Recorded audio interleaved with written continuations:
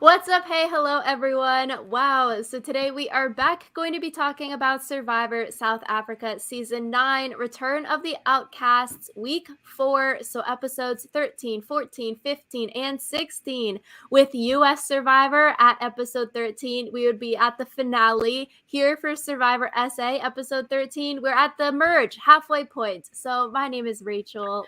I'm Alyssa, and these were an interesting batch of episodes. I feel like we definitely saw some shifting in power dynamics just because a lot of the big power players got voted out this week. So that's going to change some things going forward. It was an interesting week of blindsides. I really felt like coming into the merge, maybe it could have just been the Breakfast Club dominating, pagonging all of the pre-merge people, voting everyone out. But it was a pleasant surprise to see that it was more so of voting blocks going into the merge, and things are so shifty that everyone is willing to work with everyone else for the most part, and they are really playing the game really hard. Yeah, I think we kind of saw this in US Survivor in Second Chances where people were more voting blocks than like solid alliances. And I wonder if that's kind of like a function of like a returning player season where people aren't as beholden to their alliances because they know or they hope that there will be less of a bitter jury and that people will want to reward good gameplay and not necessarily just blind loyalty. And definitely that rhetoric has come up in this batch of episodes, which we'll get to in the later grouping. The Ponderosa videos, that is something we also don't get with US Survivor, at least for season 42. We get Ponderosa for Survivor SA season 9. It's fun. I've watched the first 3 so far, and there's a cat at Ponderosa. In Dante's one, it was so cute. There's literally like a cat behind him on the bed, and then in Steffi's one, he's like literally just at the dinner table hugging the cat and like kissing it. I was like, oh, I want the cat. I also want the cat. I didn't know that there was Ponderosa, otherwise I would have watched them all. So I guess that's going to be my treat for after tonight. So, yay. Yes, and you could see the cute cat. I love cats. So, So this week we start with episode 13. It is the merge episode, the reward challenge. It is a slingshot, and you have to slingshot marbles in order to hit these plates. You have to hit 2 plates, and then you can go and get a food item. Some items are covered, some are really good items, some are really bad items, like just an egg. And then based off of when you're going out in the challenge, you might pick a good item, you might pick a covered item, and then you could get really screwed over. I thought this reward challenge, especially for the first thing coming into the merge, was really, really fun. We saw something similar in Australian Survivor. So I like this. I think it's a cool way to get the merge started. yeah, I liked it. I think I was a little disappointed that none of their foods were like gross foods because I feel like if this was done on US Survivor, one of the foods would be like, I don't know, pig brains or something that like people aren't used to eating. But I felt like even the bad foods were just like a really big bowl of rice and like a single egg. And like maybe it's just me, but I wouldn't mind having a single egg. Like that's still protein. I felt so bad for the people that got really bad things. So Felix wins it. He gets first. So he picks an uncovered item. He got ribs. So I'm like, compared ribs. And then Steffi goes second. She picks a covered item, and then she just gets a big thing of rice. I was like, imagine if you were Steffi and you just got rice after Felix is sitting next to you eating ribs. I'd be Steffi, you could see it on her face. I would be so jealous too. I wondered why she picked one of the covered items though, because there were plenty of uncovered items that she knew were good. And I was like, Steffi, are you hoping for something better than like a full breakfast? Come on. Yeah, that's true. Maybe that's a fault on her end, especially if you're second. It's not like, oh, you were out halfway through and you had to risk it between like a lesser good item and a covered item. Then maybe you go for the covered item because you'd rather risk it and maybe, oh, get an advantage, or maybe something really amazing is under the little cover versus, oh, I don't really eat this kind of food, so I'd rather not get like the breakfast item. Yeah, I guess I thought even the advantage that they got wasn't that big of an advantage because the advantage that was received was the like go on a reward advantage. So that wasn't even like politically important. So Yeah, Meryl gets this outsurance token, which we see come up later in this grouping of episodes. She can go on any reward up until there's 6 people left. I thought this reward is better than it's very similar to Adam Klein's in Millennials versus Gen X steal a reward. That one sort of sucks, as we've mentioned in Millennials versus Gen X. If Adam did use that steal a reward advantage, you would piss so many people off, especially if you stole something like the family visit. So at least with the outsurance token, if Meryl did use it and still had it, she could have gone on any reward she wanted and not really pissed people off by stealing it from someone else. yeah, I wonder if that's why they like changed it from the US Survivor version. Like if they knew that no one would use it if it was steal an advantage or steal a reward. So Especially with the sponsored content. Yeah, you want someone to talk about it and people to use it. Dino also gets an advantage called Save the Date, and he mentions that he and his fiance are going to have their wedding soon. So, very, very cute. Save the Date, he gets to go to Outpost on day 32. Or if you're not in the game anymore, it's actually very similar to a legacy advantage where if Dino got voted out, he could bequeath the advantage to someone else. And later in the episodes, we see him tell Marion about it, which I was like, ooh, maybe it's good, but maybe it's bad. If you tell the wrong person about a bequeath advantage, they might try to vote you out in order to send themselves the outpost. yeah, I don't tell someone that it can be bequeathed. Like you could just tell her about like the advantage and be done with it. Exactly. I feel like that is something to keep for yourself, especially like we've seen in US Survivor with like Sarah Lucina. You purposely vote someone out, but pretend like you didn't vote them out in order to get this advantage.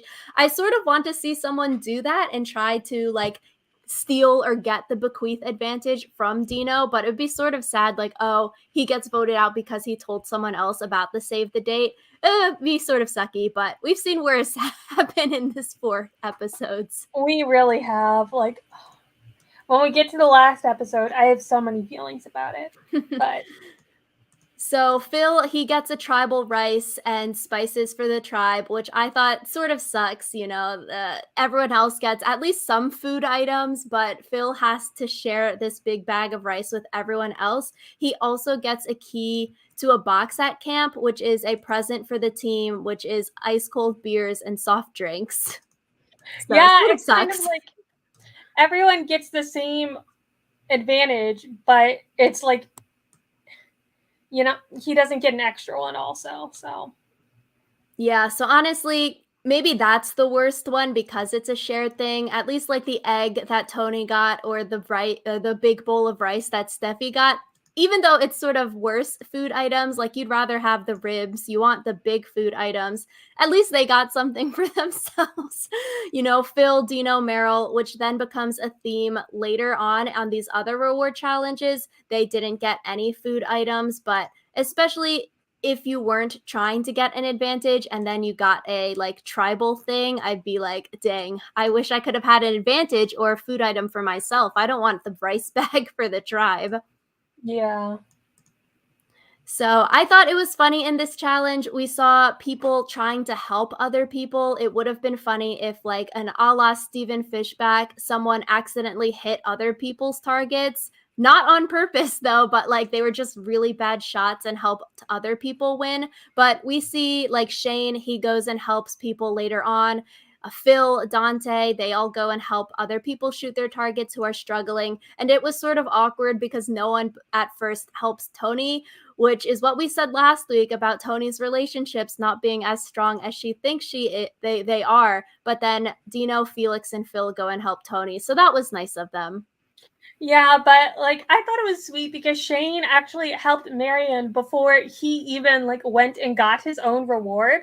So like if Marion really wanted to be ice cold, she could like steal whatever Shane wanted. So yeah. It was nice to see people helping each other because I feel like you don't necessarily see that often, especially like you're saying Shane didn't pick his item but stayed back to help other people where he could have easily been passed and maybe got a worse item if he was really slow at helping other people. Yeah, I guess the strategy would be like if you see someone else about to get it, go run over, get your item, and then run back. But I really like this segment though. I think it was fun to see everyone's reactions to the good items, to the bad items. People were really happy, people were really sad and mad. So I just love watching people's reactions. yeah, I thought it's kind of like the Survivor auction, but like better because people aren't like constantly waiting for like the better option, you know? I think it would have been super interesting if they had done it where like you get one prize for every plate that you hit. And so like the people who were faster could maybe get a ton of things and the people who were slower would get nothing. Because I feel like that would kind of simulate the auction a little more, where like some people get more than others. But I like the way they did it. I thought it would be cool for US Survivor to borrow that. True. Yeah, I think this would be a fun thing for US Survivor. I'm excited because Survivor SA also does the auction, so maybe next week we'll see an auction again. But going into some strategy, we see Steffi playing both sides, the Breakfast Club side and the Tony side. I thought this was really, really good for Steffi, especially, in these first few episodes before we get to the Steffi episode. I was like, okay, Steffi, let's go. This is good for you. Let's play both sides. You can use the Breakfast Club people for now and then flip on them later on and then vote them out to have a really good resume to get yourself to the end of the game, which at this point in time, I was like, okay, this is really good for Steffi. Yeah, it seems like people definitely started playing both sides a little more in this group of episodes, which was really fun. And I feel like Steffi, even though it eventually didn't turn out well for her, it was kind of cool to like see her social game flourishing. But also I feel like it was kind of what made people realize that she was a threat, because people realized that like socially she's amazing. So Yeah, so even by the end of this episode, there is no she votes Tony out, so there's not really playing, oh, her relationship with Tony off of her relationships with the Breakfast Club people. We also see Felix playing both sides between the No BS Alliance and the Dante group, which also becomes like defunct after Dante gets voted out because then Felix has picked a side. I was really, really interested in seeing which side Felix would pick because he has this group of people in the No BS Alliance who we just met on this season versus Dante, who we played originally on their season together, who they know outside of the game together. So I was really interested. Similar to Steffi, I thought that Felix should use Dante and vote with the Breakfast Club people to vote out, other people not in, bless you, yes, other people not Dino or Phil, like voting out like a Tajian, Tony, Killarney, and then flip to Dino and Phil later to vote out someone like Dante, which didn't end up happening, but I thought it would have been interesting if Felix was able to play the middle by protecting Dino, Phil, and Felix, or Dino, Phil, and Dante, while not voting those three out and voting people around them out. So then he could use them to flip later on. yeah, but isn't Felix the one who's constantly like, I have no idea what's going on? So See, that's the thing. I saw on Reddit people were commenting on that, and they were like, oh, if Felix keeps on saying at Tribal Council that he has no idea what's going on, like, okay, sure, it's good to get Nico off your back so he won't ask you questions at Tribal, and then, your whole game plan won't get blown up. But then other people are saying, if Felix keeps saying this, whether it's true or not, people on the jury might be like, why would we give Felix the money? Because he keeps saying he doesn't know what's happening.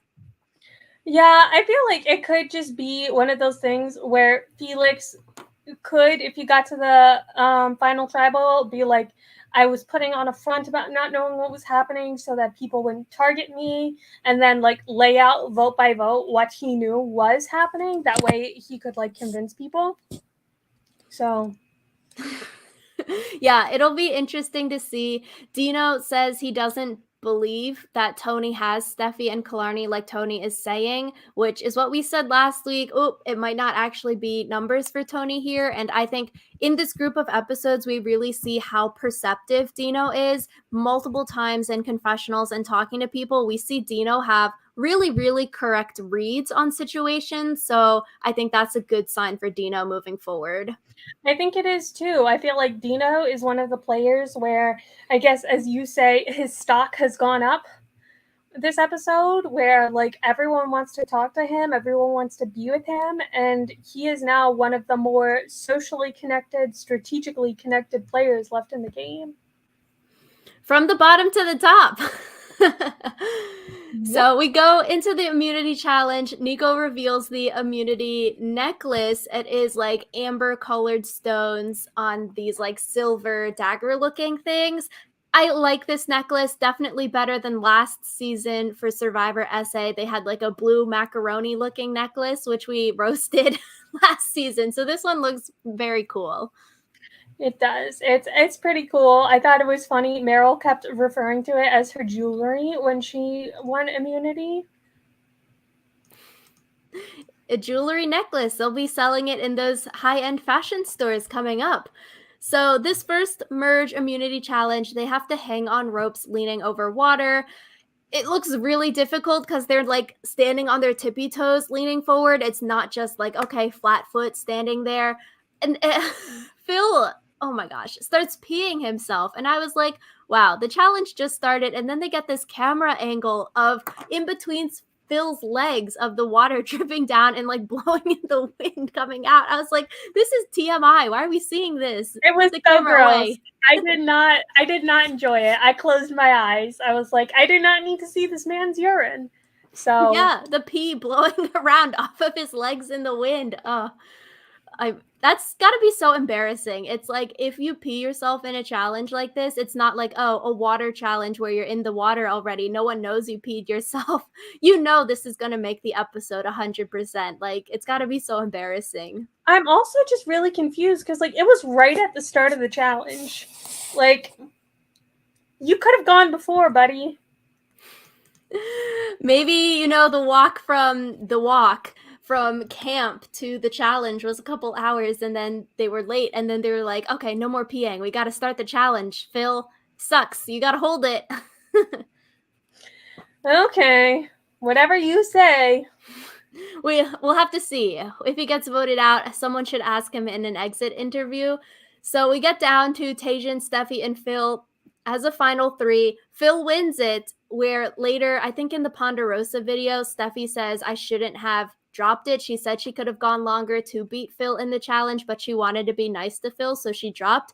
But Phil wins, and this made more sense. Okay, he would pee himself. If I had to pee myself, I would just drop out of the challenge and lose it. But since he won it, it makes sense that he wouldn't just jump off at the beginning to pee in the water, but pee himself in the challenge.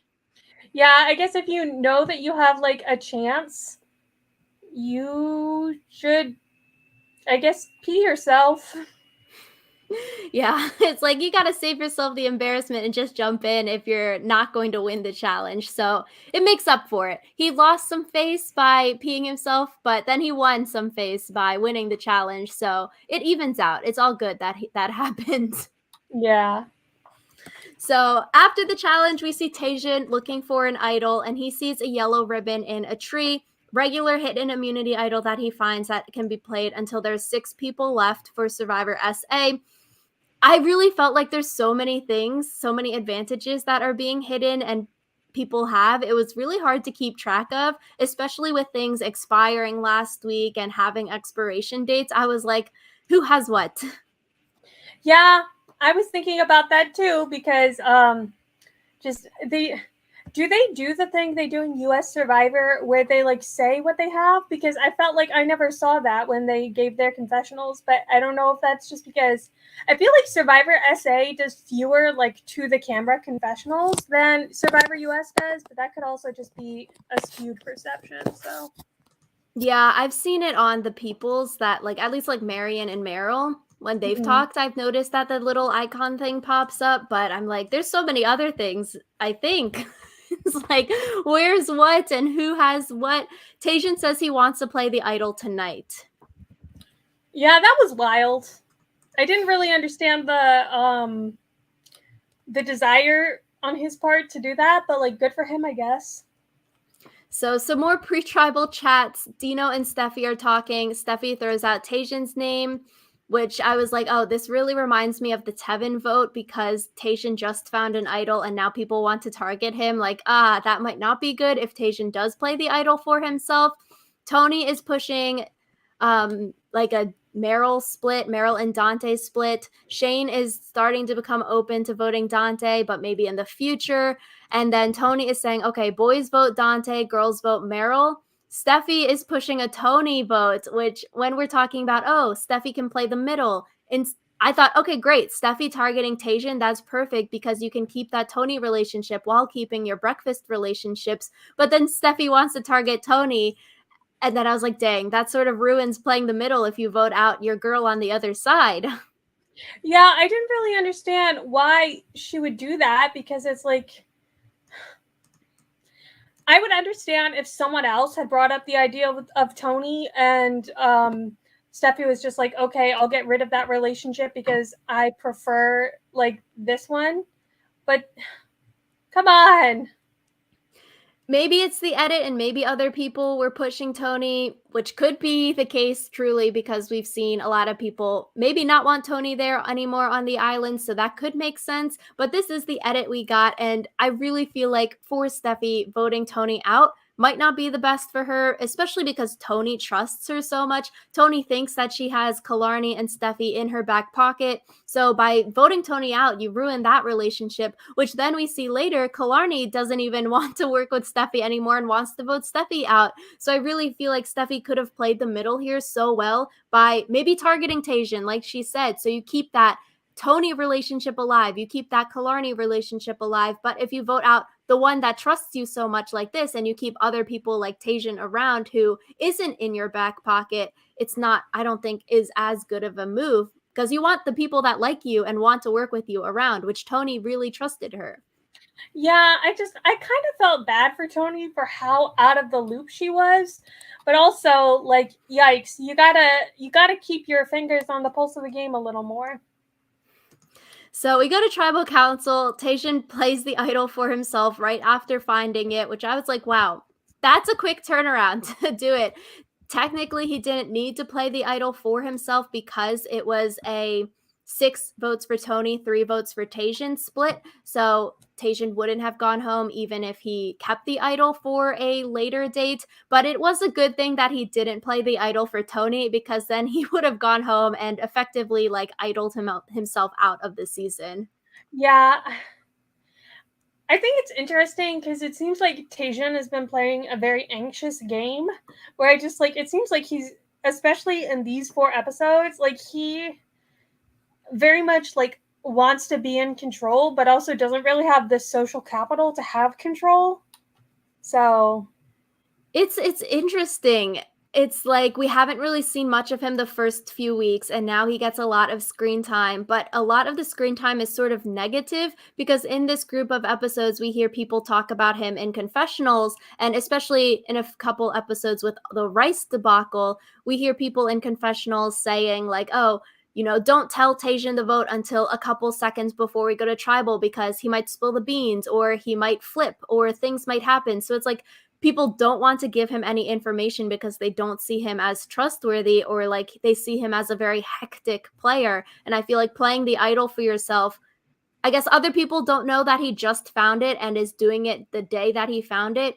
But I can also see, okay, you found an idol, it's burning a hole in your pocket. You're going to be anxious because you're like, I might as well play it. I can always find another. But if I go home tonight, you got a souvenir. So I mean, I guess I can see both sides, but it's definitely giving off hectic energy. yeah, so definitely hectic energy and I feel like that kind of continues more like as they go more throughout this episode. So Yeah, so we see Tony get voted out. Tony says when she's leaving, Dante, I'm voting for you. If you get to the end, she says that she's disappointed in some people. And I think it's like what we said in last week's cluster of episodes. Last week sort of seemed like the start of her downfall. She didn't really have the numbers that she thought she had. yeah, which is kind of sad. I feel like she definitely was blindsided. So Blindside Butterbeans. So the vote, it was 6 for Tony, 3 for Tajian, 1 for Meryl, and 1 for Dante. The 3 votes on Tajian were from Phil, Dino, and Felix. The 6 votes for Tony were the Breakfast Club group and Killarney. yep, those sure were the votes. Yeah, which I thought was interesting because in the next episode, we'll see the 3 votes on Tajian being used by Dante. So we go to episode 14, starting with the immunity challenge. They have to race up a dune to collect keys one at a time, and then they have to do a puzzle, and then they win a Chinese takeout reward, and you also win immunity. I thought the scenery for this challenge was so pretty. They were on the beach, and then whenever Nico was talking, you could see the waves in the background. It was also a super physical challenge, too, which I like, but also could be a little bit unfair considering those people have different physicalities. But I like the more physical challenges. Yeah, I think the more physical challenges are fun. So I wasn't mad about it, especially because they're not doing only physical challenges. So Yeah, we see Phil. He's like falling down the mountain. I was like, okay, is Phil actually falling or is he choosing to roll down? I feel like the sand has got to be really hot though, so rolling down is not really that good. but rolling down, like the thing is, when you have big sand dunes, sometimes falling or sliding down saves a lot of energy. And if you have to go up and down like 10 times, I guess it was only 3 times, but I'm sure it feels like 10 when you are hungry. But yeah, like maybe rolling down, sliding down, even if it's slightly slower, if it can help you on the going back up, like maybe it's worth it. I guess we have to test that out because if the sand is hot and you get dizzy from rolling down, I feel like the cons there might outweigh the pros of okay, saving your leg muscles some from running down the hill. So I don't know. I'm like, okay, Phil, were you falling actually, or was it strategy to roll? We should ask Phil that whenever he gets out. Another So thing, add it to the P list. So falling. Next question. So we see Dante, he's in the lead. Tajian passes Dante, and then they have a lead on the puzzle part. Like we see in a lot of challenges, puzzles, the equalizer. A lot of other people caught up, and then Meryl wins it out of nowhere, which I thought was really funny because if you're listening to Nico doing the whole commentary, shouting like, oh, X person is here. Oh, this person messed up. This person's still getting their keys and whatnot. You can tell whenever Nico is talking about Meryl, like, oh, Meryl is really close. Oh, Meryl won. This is such a surprise. It was different from his voice when he was doing the regular people like talking. So it really, I think he did that in post where he never said anything about Meryl in the challenge because she wasn't super far in front, and then she came in there right at the end and won it. So I was like, oh, that's interesting. If the host doesn't say the right stuff in the challenge commentary, they'll have to refilm voiceovers of him doing it and splice it in because the background sounds so different when he's talking about Meryl.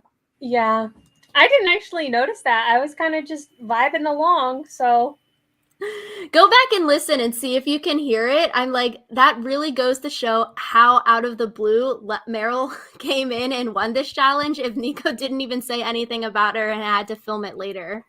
yeah, real come So from behind win. exactly. Meryl wins. I think that's really great for her. She says that she got voted out day 22 of her original season and she gave birth to her son on this day. So I thought it was a really sweet, like emotional talking when she won. Yeah, it was nice that she got past where she got last time. I always feel like success stories are great. So.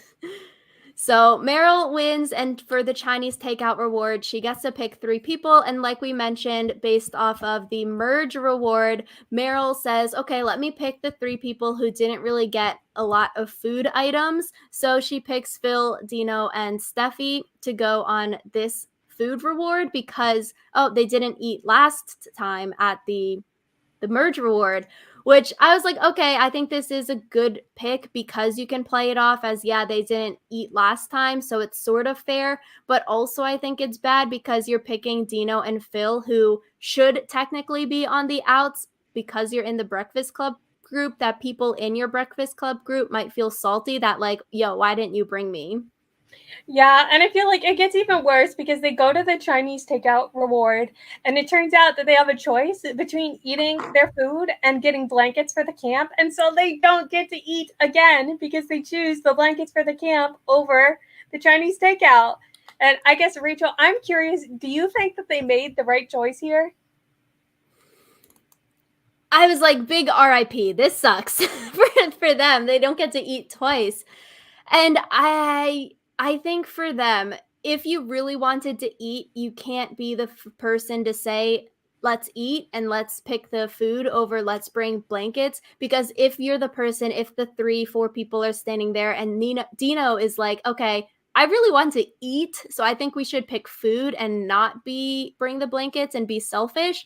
People are so going to throw you under the bus later on. They're going to be like, Dino didn't want to help the tribe. He wanted to pick food over bringing blankets back. So I feel like you have to pick the blankets, because even if you all like promised, hey, let's keep this to ourselves, let's not tell anyone there is a choice, let's just pretend it was a regular food reward, someone is going to use that as leverage and try to get people to vote you out for it. Or at like a final tribal situation, they may be like, why were you selfish? Why didn't you help the team when you had the choice?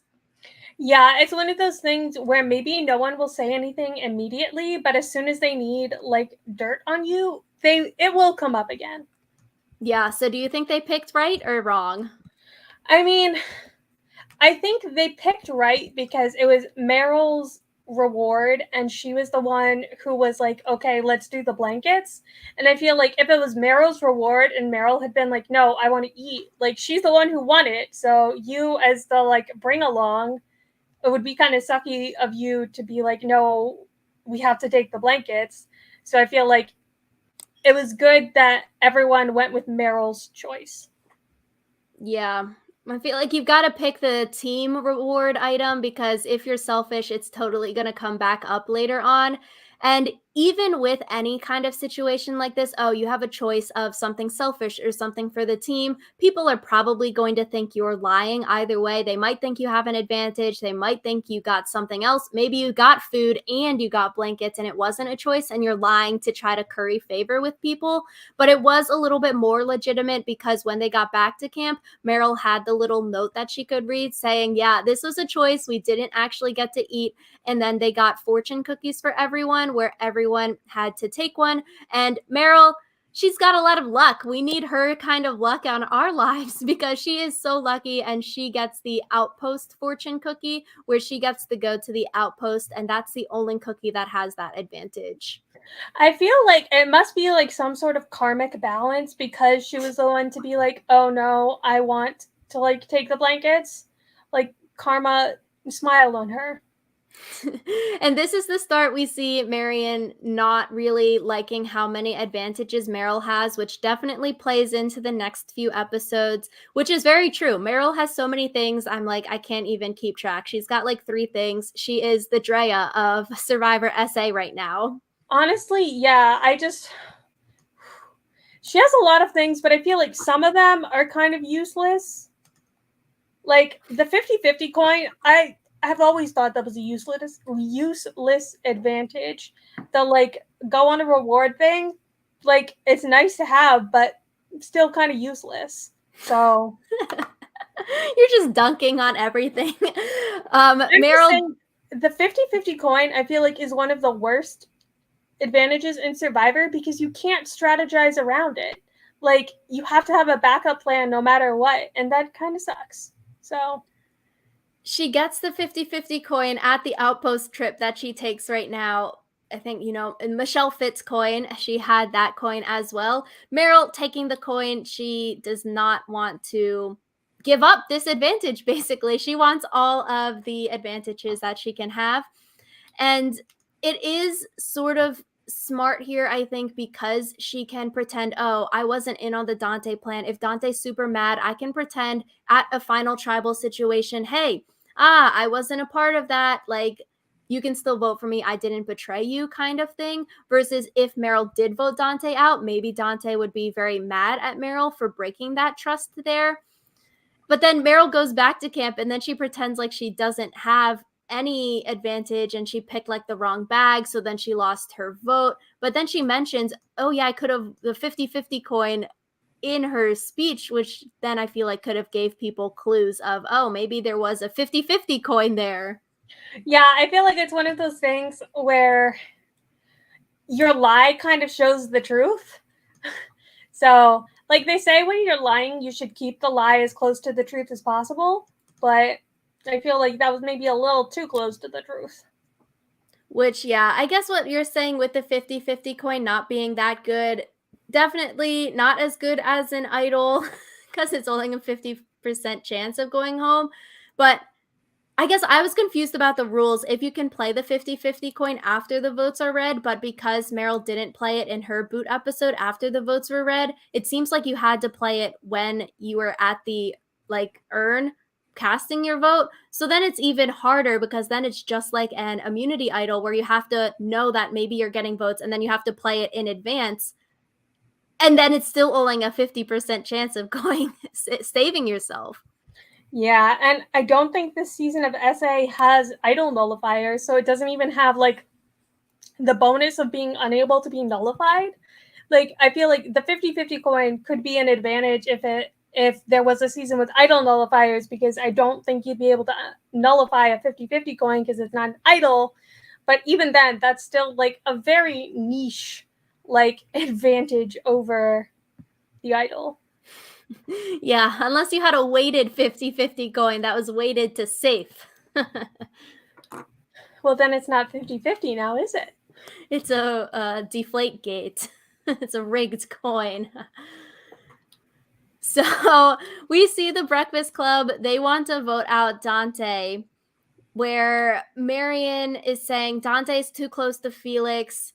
Tony said Dante would get her vote when she got voted out last week. Meryl is also on board to vote Dante out because she is trying. I thought this was really interesting. She was saying, you know, Dante, the way he talks to people can be very, very brash. And so she's trying to help Dante because of people's perceptions of him while also like helping herself with the people's perceptions of like her and Dante. So I feel like we haven't really heard that verbalized before, but I thought it was really interesting because yeah, when you're in an alliance, you're multiple people working together. If one person in the group is like annoying or brash with other people, you have to help that person, and that takes out time of your day when you can be doing other things.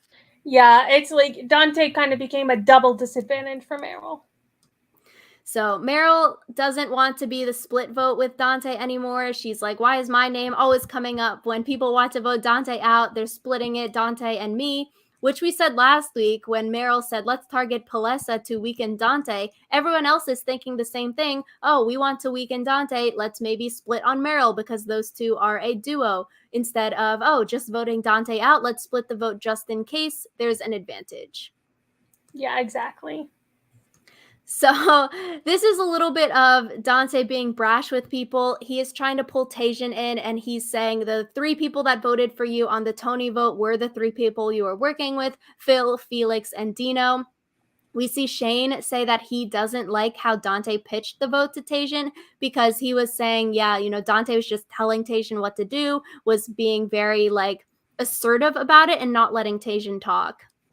Yeah, and I feel like it's one of those things where it kind of proves Meryl's point about how Dante can be really brash, where it's like you have to have kind of a deft hand, especially if it's not something that Tajian necessarily would want to do without your intervention.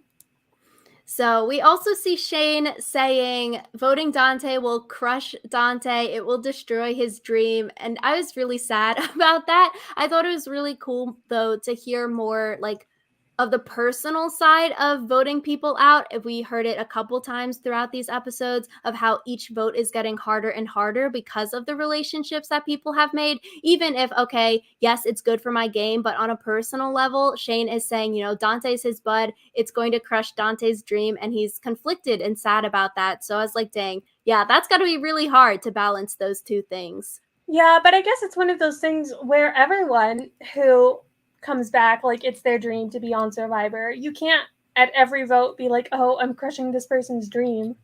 Like, you can't win Survivor if you're not willing to vote other people out. Like, Like, it was good to hear, but also, come on. Yeah, I guess so. It's sort of like you have to turn that emotional side off a little bit, because if you get so emotional about every vote being sad about crushing someone's dream, which it is everyone's dream to be out there, every single person you're going to crush their dreams besides like the winner kind of thing. So if you keep thinking like that, it will hinder you. But it was nice to hear, okay, Shane realizes Dante really wants to be here, but it's not going to hold him back from voting Dante out. Exactly.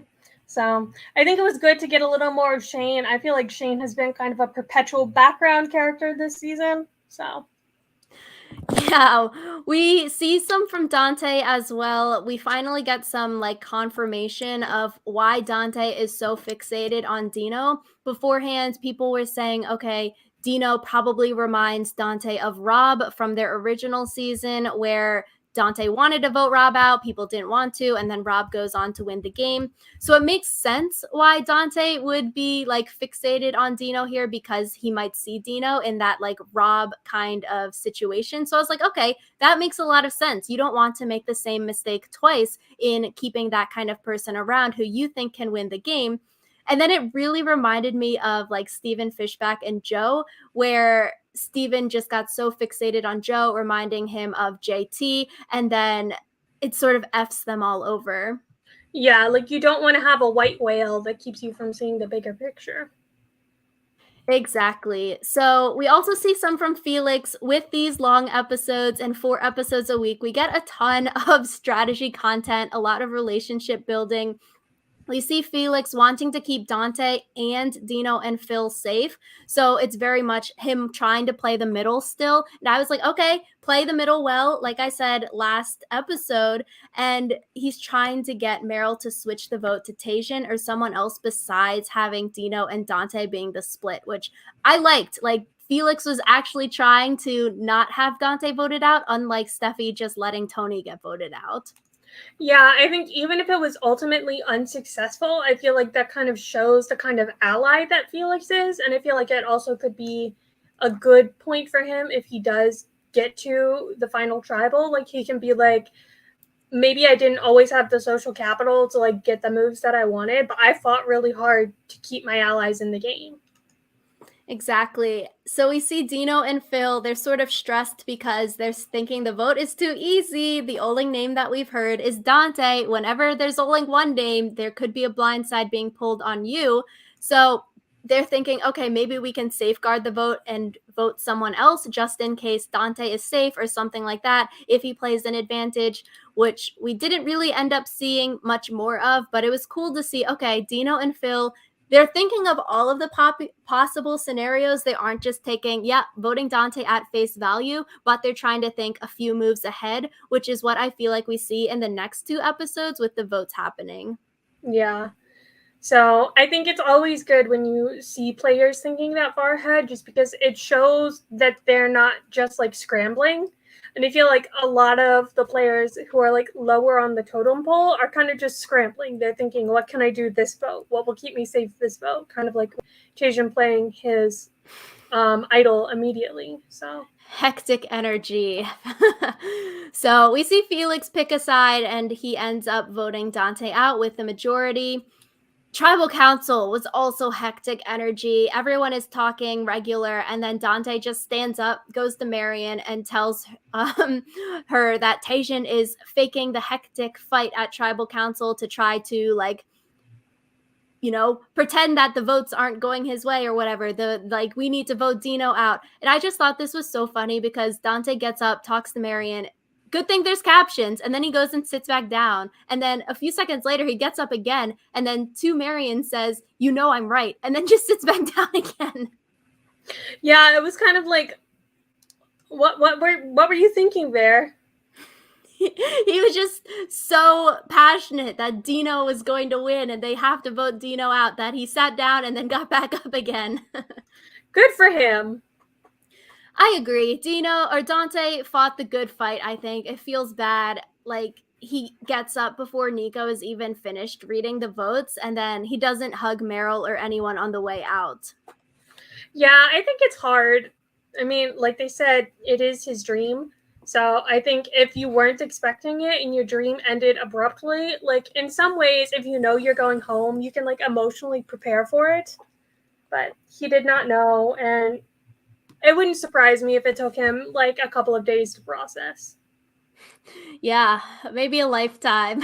I wonder what this means for Dino now, because it was very like Dante versus Dino heavy the past couple of episodes. It sort of maybe felt like Dante could have been a shield for Dino for these kind of like dudes like Dante and Dino. They're always going after each other. I want to see Dante and Dino be in an alliance and work together to get further.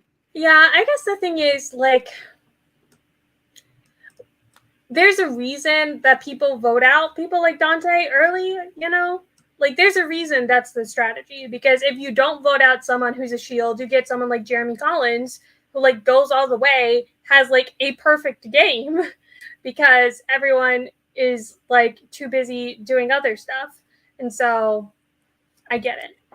I feel like one time we saw this was in Australian Survivor when David and Matt Rogers linked up. It's like, two stereotypical alpha kind of guys. They usually go after each other and they recognize that, but then they align together, but secretly they were the leaders of two opposing alliances so they could feed each other information and keep each other safe while just picking off people in their own alliances. So I thought that could be interesting in the future for people's strategy if you are like a Dante or Dino where you have someone that's sort of like your arch nemesis out there. Play that to your strengths and maybe play up the fact that you hate each other or you're fighting, but also secretly, maybe behind the scenes, you could work together in a way that benefits both of you. Yeah. So I also wonder if Dante voting out all of the other big men pre-merge hurt him.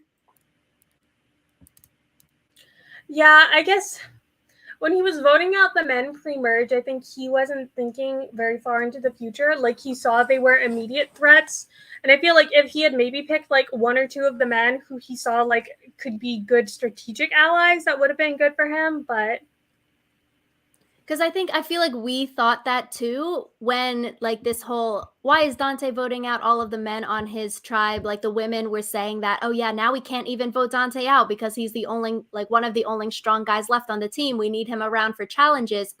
I remember me and you talked about this, like, oh, is that a good strategy? Because come merge, you might need those other big dudes around. Otherwise, you're the only big dude left, and then people might target you because of that. exactly. So I wrote in my notes, I wonder if voting Dante out was a little bit too early for Meryl, too. We were only at like the final 10. Getting rid of Dante was your shield. Sure, now people won't split the votes on you and Dante, but now all the votes are going to you. There's no one to split them on. Exactly.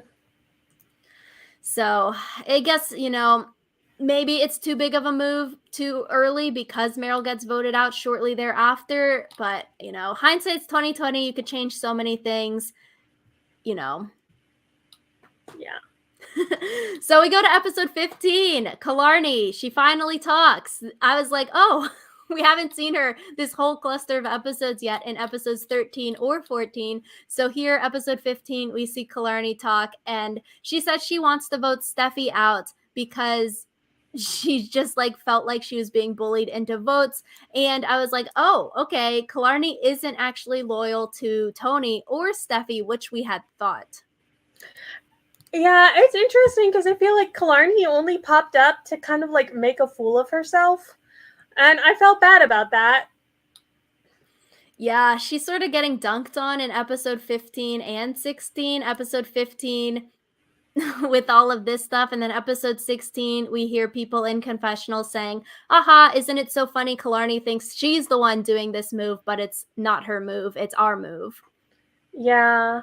Which is kind of sad because it's like if you are a player like Killarney who hasn't had as many opportunities to do like big moves, I feel like it would be sad to find out that like someone else is kind of taking your big move. Yeah, and then to have the editors dunk on you like this, and then to like not even have many confessionals previously, it's like, oh, you're invisible, and then you get the dodo edit. Yeah. And I feel like she's not going to get very far. Or if she does get to the end, it'll be as a goat. So Yeah, I feel like given her amount of screen time, probably not going to win the game. yeah, probably not. So we got to this immunity and reward challenge. It is a couple rounds. You first have to spin a ball in a wheel on a balance beam. 6 people move on. And then the last one in this first round gets an advantage for the next round. And then it's the first 3 people to do a table maze. And then the last round, they have to maneuver a ball on a wall to do this kind of ball maze to win the individual immunity. Where the winner of individual immunity also wins a new car. Yeah, I was surprised because it's been a while since we've seen the new car on US Survivor. So I was like, wow, Survivor SA taking a page from old school Survivor US book. They're only giving away cars in SA and Australia. I feel like they shouldn't combine winning a car with the immunity challenge, because someone who maybe really needs immunity today might not want to win because of the stigma with the car curse. And if you win something as big and as expensive as a car, that might put a target on your back, because people might be like, yo, that person already won a car. They don't need the other money. Let's vote them out. I want the money. They already won a car that's worth like X amount of dollars. Yeah, I feel like the car curse, I was surprised to see them like acknowledge it like on screen. But, you know, I guess we'll have to see. Maybe this can be the season where the car curse is broken. Which I could see happening. Dino's stock is rising, like we said, but I don't think they should combine this. I think they should have a separate reward for the car and then a separate for immunity, because then you could throw it if you didn't really want to win the car and put that target on your back, or you could really gun for it and try to win the car. But it's like, what if no one actually wants the car? Like, they want the car, obviously, but what if they're too afraid of the car curse to try? And so it's like no one really like competes for the reward. So A raffle for the car. It's like the carnival now.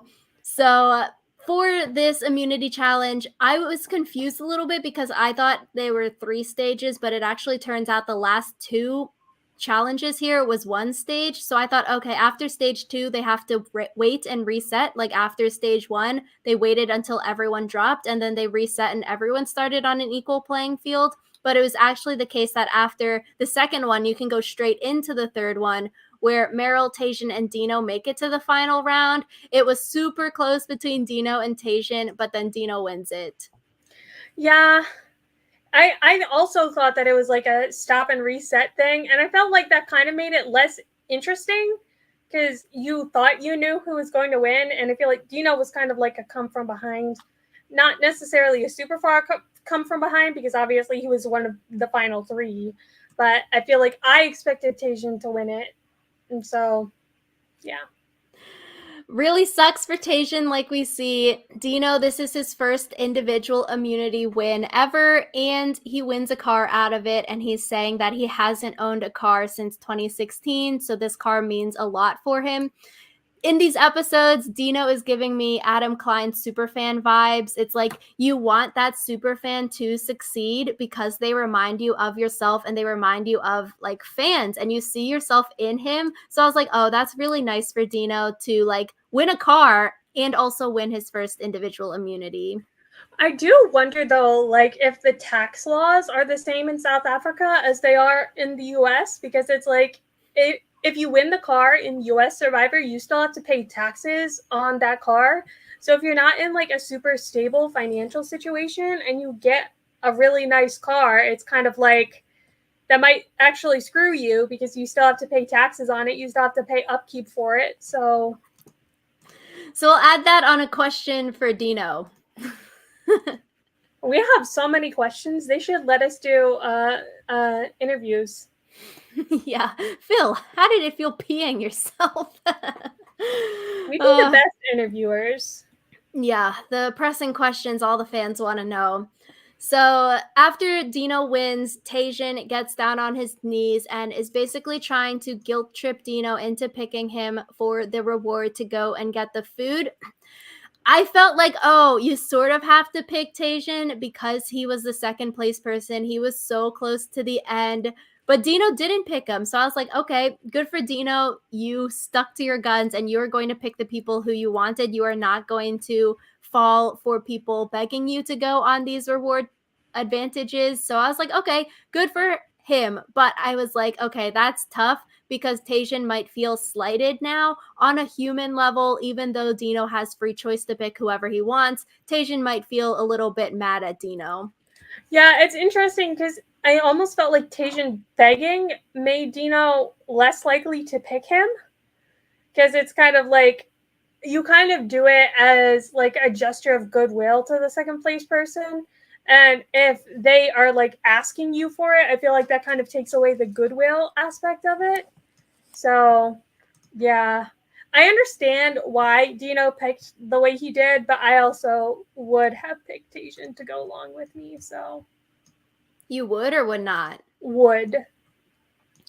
Yeah, it's sort of like, oh, you're guilt tripped into it, so you feel bad, so you sort of have to do it. But it's, I don't know. It's such a hard thing. It's like, yeah, it's if you don't do it like Dino didn't, Tajian might be mad. But then it's also like Tajian can't feel entitled to go on the reward just because he was second place in the challenge. So it's sort of like a damned if you do, damned if you don't either way. Because if you did pick the person that was begging, other people for other challenges, if you won, they might think, oh, if I just beg him, he might take me.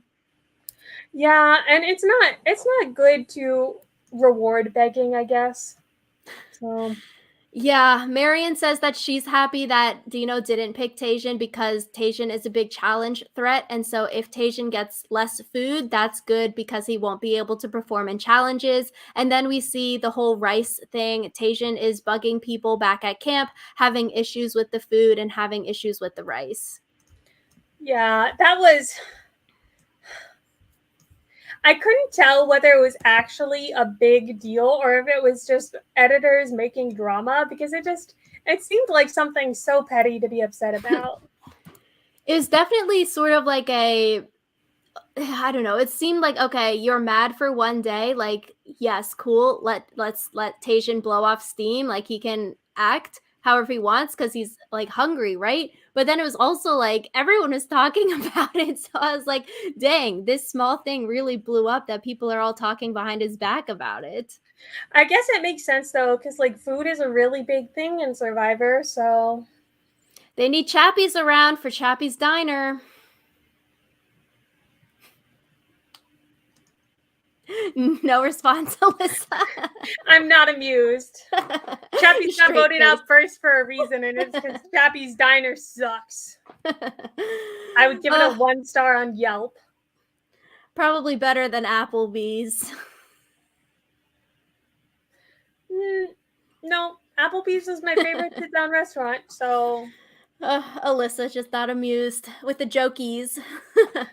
I don't do jokes. So Dino picks Phil, Steffi, and Meryl. No. Yes.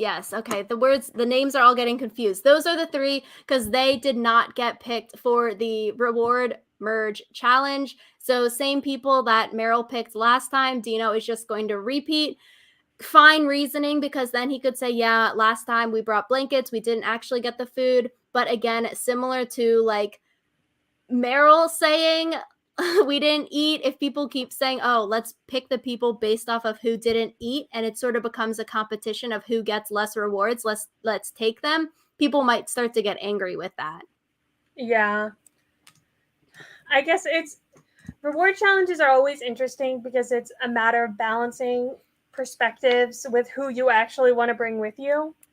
So I thought Dino's reasoning was really solid, though. He says in confessional, he's leaving the 5 people back at camp who can plot Meryl's demise to vote her out. And then he brings Meryl on this reward so that she can't get the outpost rock and get another advantage because Nico says, oh, the people that don't get picked to go on the food reward by Dino, one of them we'll all draw rocks and one person will go to the outpost and Marion gets that rock to go to the outpost. So I thought Dino's reasoning was really solid here of why he took Meryl on the reward. Yeah, I wonder if he like nudged the other people who weren't on the reward to be like, this is your chance, this is your time. Another question. I would be so great at post exit press. I'm just saying. So we go to the outpost. Marion can choose a bag of rice for the team or choose a clue to a hidden immunity idol, very similar to taking the food for yourself or taking the blankets for the tribe. Marion, similar to like Meryl with the blankets, also chooses the nice thing and says, let me bring rice back to the team because she says one idol won't win me the game. Yeah, I want them to be more ruthless. Especially like Meryl, I understand choosing like the good option for the team because she had other people there watching her and it like would get back to people. But it's like literally Marianne was the only person who would know that the team doesn't have an extra bag of rice because of her. Like, come on. Yeah, I thought this was interesting because usually we see people be selfish here and they would take the idol and spin some kind of lie back at camp about how they don't actually have an advantage. And so I'm really interested to see how this plays out. Like, if Marion gets the final tribal council, do people respect her game more because she didn't pick the selfish option and she chose for the tribe? Because like you just mentioned, it seems like a lot of people here are very tribe focused, picking the blankets, picking the rice, sharing their food with everyone else, trying to have the food equally split up between people. It seems like a lot of people really respect and value being for the team. So I do wonder if this will come up in the future. I hope it does. I think that would be a really interesting thing to consider at Final Tribal Council. Like, did you play for yourself or did you consider the rest of us? Which is interesting because I feel like a lot of times in Survivor, it's more like people justify being ruthless and being cutthroat and playing for themselves because it's an individual game, where then we see people are like mad about that because they're like, why were you so mean to me kind of thing. So it's an interesting thing to balance. Obviously you can't be like super rude or like bullying other people in terms of, oh, we're playing a game, so that makes it okay for me to be mean to you on a human level. Like, that would not be okay. But it's interesting to see people balance things like selfishness versus like being for the team, being a team player within the game. Yeah, I think especially once you get to the merge, people kind of forget that the team element was important. So, yeah. Because I So feel like short, if go ahead. I was gonna say if you're a good team player in like the first half of the game, I feel like people forgive you more for being selfish in the second half. Yeah, so I'm interested to see if this comes up again. Short term for Marion, people feel bad for her when she gets back to camp because she lies and said, oh, she could have eaten like a dessert feast or she could have taken the bag of rice, but she chose the bag of rice. And then she like literally curls into the fetal position and then Meryl is like petting her kind of thing. I'm like, okay, that's really interesting how she's able to like get that perception of people feeling so bad for her. Yeah. I wonder if people actually did feel bad for her, if it was kind of, again, just a social strategy where, like, if someone brings you a bag of rice, you have to kind of, like, soothe them and, like, pay attention to their feelings, Otherwise, you're the bad guy. Yeah, a double-edged sword, because if you don't like grovel at the feet of the person who just brought you an item back, everyone, they're gonna be like, that person's mean or like heartless, ice cold. Why did they not thank the person? Similar to like when Meryl brought the blankets back, people sort of had poo-poo faces where they're like, straight face, it's not really that good you brought blankets back. And then we see Meryl saying, yo, why aren't people thanking me more? So it's a double-edged sword. You have to thank the person, but also if you don't, then it's like people will be mad at you. Yeah, it's like you said, it's a double-edged sword where like people shouldn't get high and mighty because they were the ones who made the choice and like you could have made the other choice. But also like it is a nice thing to do to thank someone who does something nice for you. Yeah, human decency here. So we see Marion wants to vote Meryl out. similar to voting Dante out at 10. 9 people are left here. I thought it was maybe a little bit too early to be taking a shot at Meryl, especially after you just voted Dante out. Like, you're voting all of these big threats out of the game, all of these post-mergers. People are not seeing the pre-merge people like Phil, Felix, Dino as threats, but those three, the no BS team, they have so much power right now. They are literally like the swing votes. They are helping decide where the votes go and they're voting out the Breakfast Club group. So I was like, dang, they need to target the pre-mergers. Yeah, it's interesting though, because I feel like the no BS group kind of gained power all at once. Like it felt very much out of nowhere. Yeah, literally from wanting to vote Dante out, and then now they are literally the swing vote where they get to choose between, okay, should we vote Meryl out like everyone wants, or can we flip it to vote how we want and still vote someone in their alliance out, which is so much freaking power. So Meryl is smart. She realizes that she is a bigger threat than Marion and Steffi. So she sees how it makes sense for those two women to team up and vote her out, which is really, really perceptive. And it's a true fact of what we've seen happen in the show, because Marion and Steffi, they told each other about their advantages pre-merge. Marion tells Steffi the truth about the outpost. So Meryl really has a good read here that Marion and Steffi are closer to each other than her in the full package alliance. Yeah, and like good on her for realizing that, but I feel like it's one of those things where Meryl helping to vote out Steffi only prolonged her life in the game by 3 days. So it's kind of like if Meryl hadn't helped vote Steffi out, maybe Meryl also would have still been around, you know? So, yeah, I think it's too early, I think is what you're saying. Similar to like, oh, if Dante and Dino teamed up, and it was maybe too early to vote Dante out last episode. So we also see Felix thinks Steffi has more numbers, so they should vote Steffi out, voting Meryl out. And then we see Felix talking with Dino and Phil, and the no BS group there seem to be on board with flipping it to vote Steffi over Meryl. And Dino says, why dismantle the alliance the way they want? Let's dismantle it the way we want, which, like we just said, that's really good. They have all the power here, choosing who goes home. Exactly. Which, like, good for them. I honestly thought that the Breakfast Club was going to dominate, and so it's nice to see something different happening. Seriously, if the Breakfast Club stuck together a couple more votes, you voted out some of the pre-merge people, you could have steamrolled a little bit more without like caving so quickly and voting out your own numbers. So we see Felix tell Meryl that Steffi was the one that wanted to vote Meryl out. So then that gives Meryl a reason to flip and want to vote Steffi out. Where here, Tajian, hecticness is the swing vote, where Meryl says, hey, Tajian, if you vote Steffi, I will give you my outsurance reward advantage. Which I was like, okay, that is really interesting and smart, because giving the outsurance advantage, it's not really, going to take too much off your back, because like Alyssa said, she doesn't think that advantage is that good. And Tajian, though, would really like this advantage because he is so hungry. He could go on a great reward and get food. And so I was like, okay, dang, I like to see people leverage their advantages. And she's giving the one that everyone knows about already. So it's not like she's giving him an idol or something as a trade.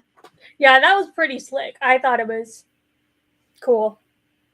Yeah, especially working off of Tajian wants food, let me give Tajian the food advantage. I thought that was really smart. Exactly. It's just a cool like way of doing social game that also has a strategic element.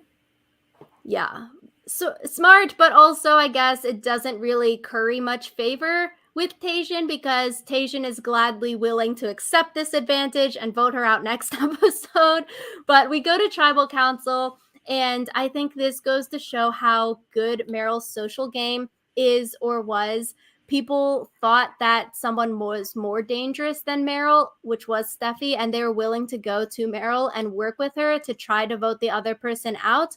Because if people didn't think that Meryl would go along with the plan, or they thought Meryl was more dangerous than Steffi, Meryl would have been blindsided here.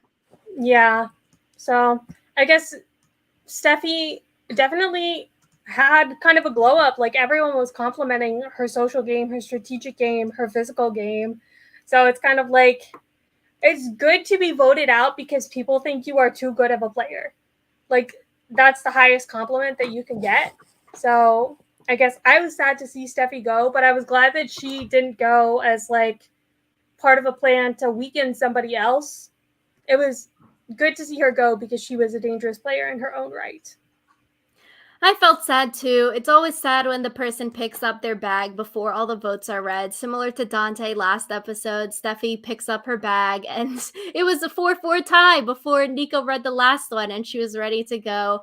She's blindsided with an idol in her pocket and then she was crying in her exit interview confessional. I was like, dang, this is sort of really sad. Yeah. So Meryl is saved, but only for one more vote because I do really feel like you just mentioned, with Meryl getting in with the like no BS people, with the people on this plan to vote Steffi out, it wasn't really like an alliance that was formed, but with the voting blocks, they used Meryl for this vote to get their way of voting Steffi out. And like the no BS alliance is totally willing to flip and work with other people to get their way again. So yeah, I don't know. It's hard with the voting blocks because sure, Meryl lasted this vote, but she only made it one more vote. Yeah, and I guess I'm not sure whether or not Meryl realized that she was only going to prolong her own time in the game by a little bit, but it's life, I guess. Hard to figure out, hard to say. So we got to episode 16. Marion is mad. She thinks that Meryl is fake. She's mad at Meryl after Steffi getting voted out. And I get it. You know, it's justified, warranted to have those feelings after being blindsided, having your number one girl get voted out. But also, I feel like you can't ice Meryl out because you might end up needing her. Yeah. It's one of those things where another like disadvantage of like the voting block structure where you might need to turn around and work with the person who just screwed you over. Yeah, so people are on board to get Meryl out this episode because they are threatened that she has so many advantages. Dino, he was confused by Killarney. He had that confessional saying, "Oh, is she just a couple days behind, or is she trying to trick me by saying this stuff?" So I was like, "Oh, that's not good." Yeah. I kind of felt bad for Killarney because this confessional was definitely part of her dodo edit where like she's 18 hours too late. Yes, very not good for her edit. Shane is also confused, and he says he's confused by Killarney and Tajian. Felix says Tajian will mess up plans, so we need to tell him plans at the last minute. So it seems like Killarney and Tajian's like winner stock are dropping. I'm not sure they ever had winner stock to begin with, to be honest. Mm. Like, I feel like the top 5, Killarney and Tajian never cracked the top 5. So it's kind of like they never really were going to win. Like, Killarney hasn't gotten barely any confessionals this season. Like, half of her confessionals came in this past week. So. Which sort of sucks. We need some, like, winner contenders. Otherwise, it's not fun. Like, oh, you know, I think right now we can say Dino and Marion are probably the two up at the top. I would say, like, Phil and Felix maybe in the middle, and maybe Shane in the middle, depending on what happens in the next two weeks. And then, like, Tajian and Killarney at the bottom. Yeah. I think Marion would have to get voted out very soon to not be a shoo-in for a winner. Interesting. So we also see in this segment, Shane wants to vote Dino out, but Marion says, "Who will vote Dino? Just me and you. Then it's not good because we won't get the numbers," which I thought was really, really interesting because what she said is actually really important of a reason why they should vote Dino out, because if it's final 8 at this vote and they can't even get the numbers to vote Dino out, people wouldn't be willing to vote Dino out. That's so dangerous, because if it's final 8 and people aren't willing to do it, would people be swayed to do it later on? Maybe, but maybe not. And then Dino could be a shoo-in to get to the end. So I really think what Marion said here, even though she said it as a reason not to vote Dino out, I think Shane, and like we've seen Dante saying this entire season, they have the right read where they should want to vote Dino out, because I can see Dino totally winning the game. I guess it's one of those things where if you can vote someone out who wouldn't vote for Dino to get out, like assuming at finally it's 4-4 people who would vote for Dino, people who wouldn't vote for Dino, and then you vote out someone who's like on Dino's team, that makes it easier to vote him out next time. So yeah, which I guess they're not technically doing because they're voting out their own numbers and not like voting out a Phil or a Felix to try to weaken Dino's numbers kind of thing. And with Dino getting voted out, Marion knows now you could get the Outpost legacy advantage technically from Dino. You could get that save the date if you played it correct. Yeah. That, I guess it's also one of those things where maybe you don't want to go for the hard move unless you know it's going to succeed, especially approaching Final Tribal, because it's like if you flame out trying to do a really complicated move, that doesn't look good. I guess so. They're doing blind sides on blind sides. Dino maybe next for the blind side because his stock is rising, like we've said.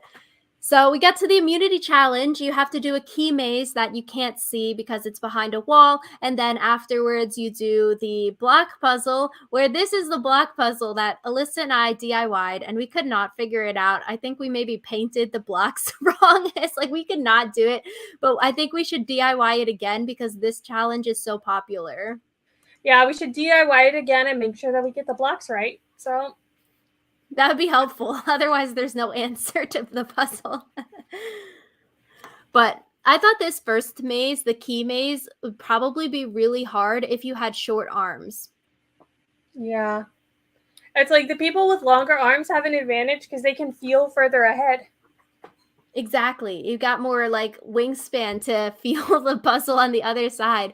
But like we always say, the puzzle is the great equalizer here. Everyone but Killarney gets to the Insanity Cube puzzle at the end. Anyone could win it, which made it so exciting because everyone caught up. And this is the kind of puzzle where if you get it, you get it. It just clicks so quickly. And that's what happens for Marion. And she wins it out of nowhere and her dreams come true. She says this is something that she's always wanted. Yeah, I always enjoy the ones that are anybody's game until everyone gets it. So yeah, similar to Dino winning last time, Marion winning, giving those Adam Klein superfan vibes as well. Indeed.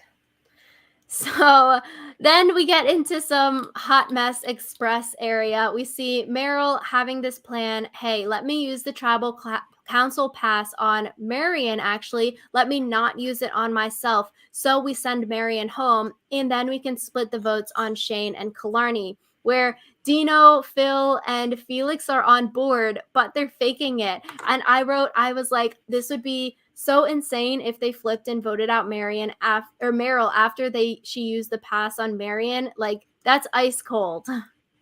I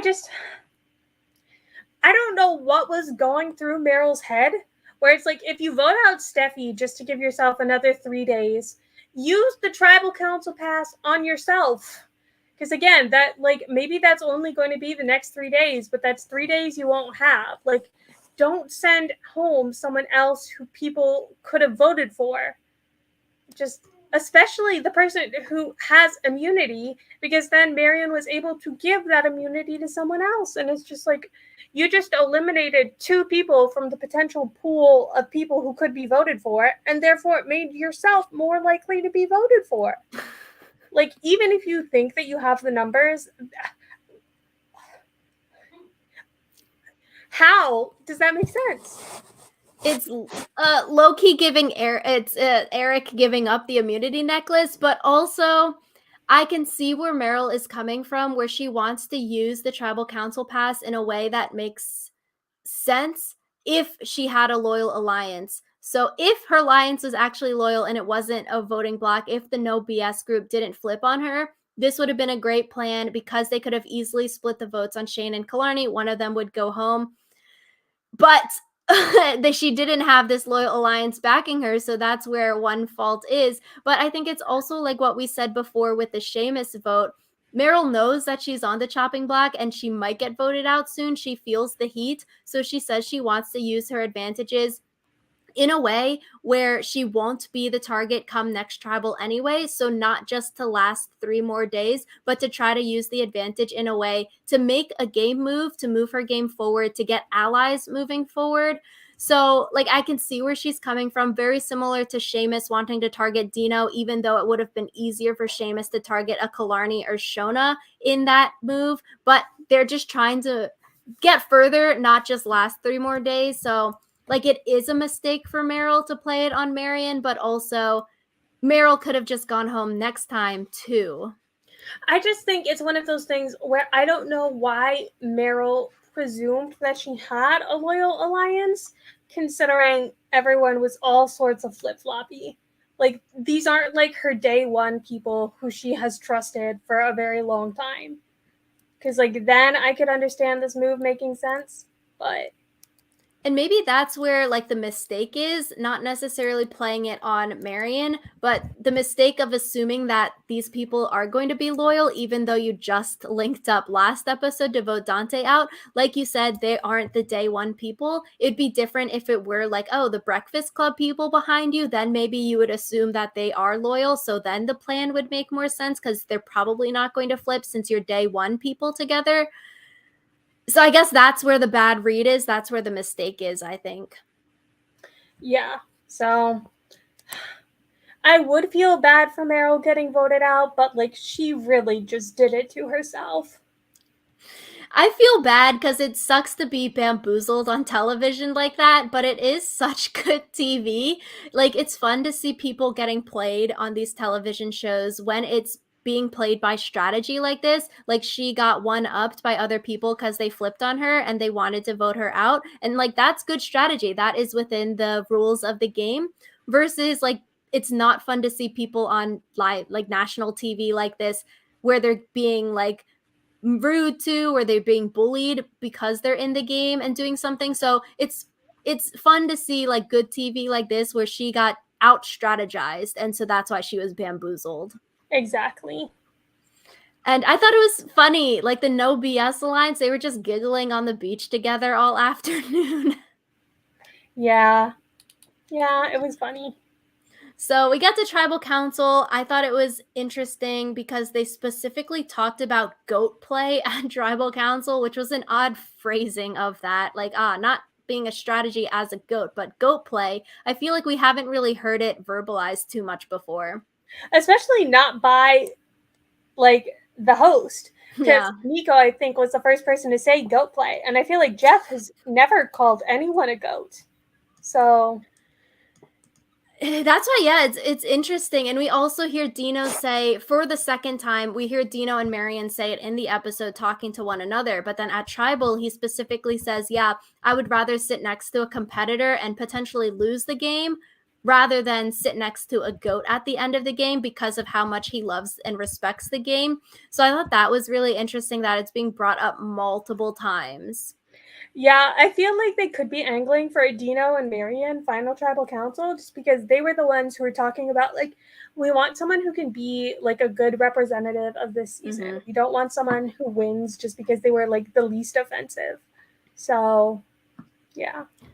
Foreshadowing, I agree with you. I think it's something to come in the future, hopefully, I guess. Otherwise, they're just saying it for no reason and showing it to us for no reason. But I think it could be foreshadowing either a Dino or Marion final two or either Dino or Marion winning the game. And that's like, oh, the reasoning for wanting to vote them over someone else is because they're going to be the face of the season. Yeah. They're going to be someone who represents the season well. Exactly. So we see Meryl use the tribal council pass on Marion. Marion then gives immunity to Shane, which I thought was interesting. that she could even give it. It seemed like she just thought of it at the spur of the moment, like, oh, I'm going home, can I give the necklace to someone else? And then Nico was like, oh, I guess so. Which I would be interested in knowing if like Meryl knew that they could give up the necklace if she sent Marion back, if that would have changed her mind and did a different plan, or did no one know that Marion could give the necklace to someone else? I mean, I think it would make sense because the necklace is transferable. I feel like, why wouldn't you think that she would be able to give up the necklace? Like, she's not being sent home as like a punishment, you know? Yeah, I guess that's true. I feel like I just assumed you get sent home with like what's on your body, so she would get sent home with the necklace. But what you say makes sense. Like she can give it up whenever she wants. It's before the votes have been cast, Even after the votes have been cast, can't you give it up? Yeah. So, yeah, I guess that makes sense. Maybe people aren't thinking of it though because it happens so rarely that someone gives up individual immunity that you wouldn't even think it's a possibility. Yeah, I feel like it's one of those things where it used to be a part of like the tribal council spiel that they would give, but because it almost never happens, it's a waste of time.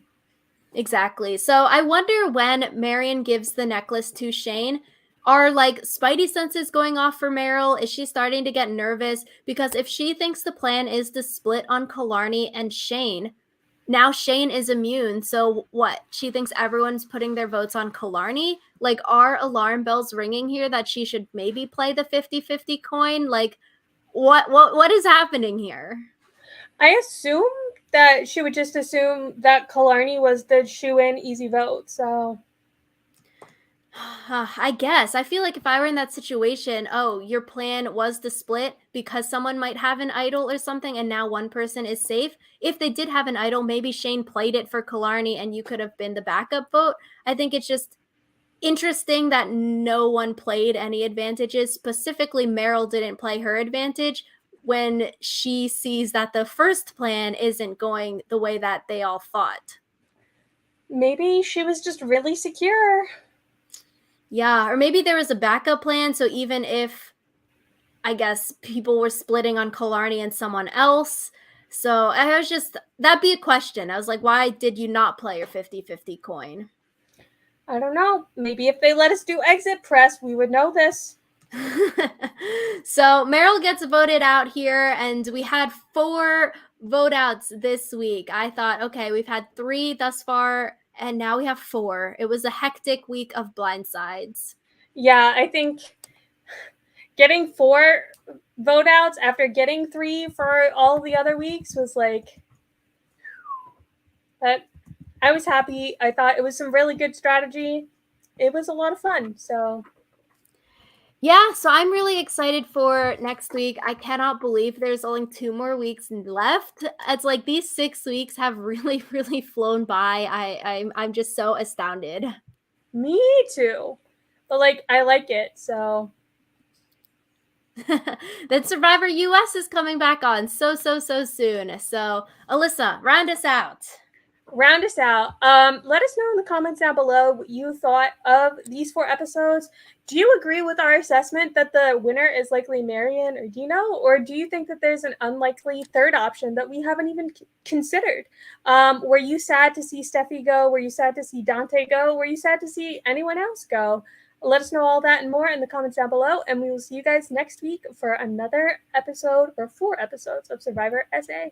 Bye.